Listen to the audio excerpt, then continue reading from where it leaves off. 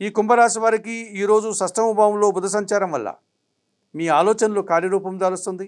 సంతానం విషయంలో శుభ పరిణామాలు చోటు చేసుకుంటాయి. వృత్తి ఉద్యోగ వ్యాపారాల్లో ఆకస్మికంగా ఆదాయాన్ని కానీ అవకాశాన్ని కానీ చేజిక్కించుకుంటారు. పంచమ భావంలో గురు సంచారం వల్ల సంతానం విషయంలో శుభవార్తలు వింటారు. మీరు అనుకున్న కార్యక్రమాలంతా కూడా సజావుగా ముందుకు సాగుతాయి. కుటుంబంలో నూతన కార్యక్రమాలు ప్రారంభించి సంతోషిస్తారు. వృత్తి ఉద్యోగ వ్యాపారాల్లో మంచి అభివృద్ధిని లాభాలను అందుకుంటారు. చతుర్థ భావంలో శుక్ర సంచారం వల్ల సృజన సహకారంతో కుటుంబంలో శుభకార్యాలు విందు వినోదాల్లో పాల్గొనడం, వృత్తి ఉద్యోగ వ్యాపారాల్లో అభివృద్ధిని సాధిస్తారు. సప్తమ భావంలో కుజ సంచారం ఉంది.